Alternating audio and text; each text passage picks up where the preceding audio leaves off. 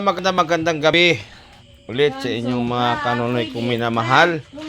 So sa ngayon ay tapos na tayong nagpuputol sa ating hopya bread.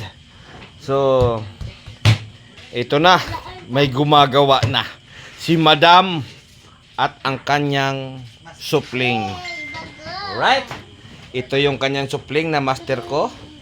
Mag-hi ka, supling. Hi. At ito naman yon si Madam. Madam, tumingin ka na naman sa vlog ko. Yun. Yan si Madam. At ang hornero mga kaunoy, ang tagaluto. Huwag nyo nang itanong kasi ang panganay niyang anak. Alright, ayun o. Yun. Mag-ano ka naman, mag-hi ka naman dyan sa vlog natin. Yun. At ito yung pinaka-master mga kaunoy. Dali lang ha. Papakita ko. Ito yung pinaka-master.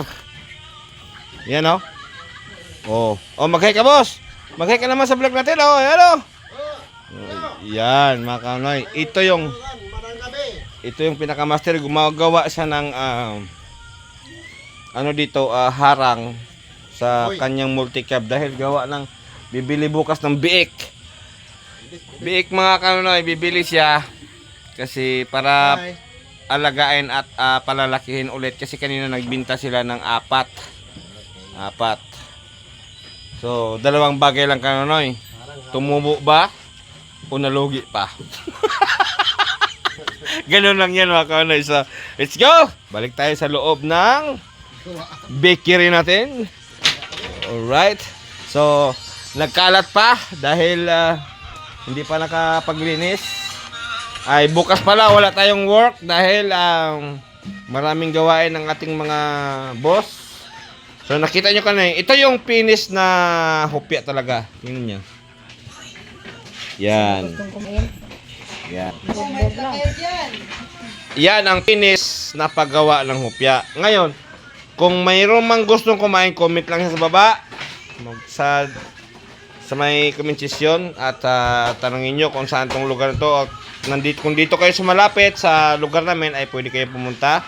Ano lang kayo sa page ko, sa YouTube channel ko dyan. Kumenta kayo para ako narabala mag-reply sa inyo. Alright? So ngayon mga kanunoy ay tingnan nyo naman.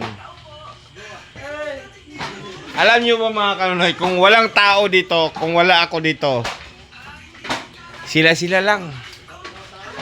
Buong pamilya.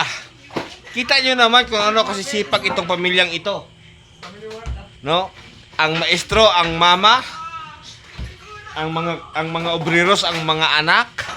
Kita nyo naman. Tingnan nyo. Hi guys. Mga kanunoy, dati ako ay pumupunta lang dito. No, sa kabila din ako nagtatrabaho sa kapatid ng boss ko ngayon ay doon ako nagtatrabaho, pero uminto ako doon. So ngayon ay nandito na ako sa kanila. So malaki din pagpasalamat yung mga kanay kasi ang experience ko dati ay pandesal lang at saka bitsokoy, pandisusa. Pero sa ngayon mga kanay ay medyo medyo nadadagdagan ang ating kaalaman na hindi lang sa pandisusa, sa bitsokoy, sa pandesal tayo natututo. So sa ngayon medyo may natutunan din tayo na karagdagan sa ating kaalaman. So alright. Yan. Katulad yan kasi dito mga kanay, daming klase. Katulad yan, nakikita niyo ba yan? Ayan ito biskutso, panso, hopya. Mayroon pa dito mga kanay, dami pa. So, pakita ko sa inyo para malalaman nyo kung anong kaalaman natin. Anak na tatay naman insumada, pandesal, at pandisusa. Sa ngayon mga kanoy, yun lang may mapakita ko sa inyo. Kasi yun lang ang limite sa ating gawain ngayon. Pero mas marami pa tayong ipapalabas ng mga klase para sa ipapakita ko sa inyo, para kung magtatanong man kayo, ano ba yan? Ano ba klaseng bikiri yan? Ano ba klaseng ano yan? Ako na bahala mag-suggestion sa inyo. Alright? So, I love you all. Never say goodbye. Tomorrow is another day. Bira, banat, lipa.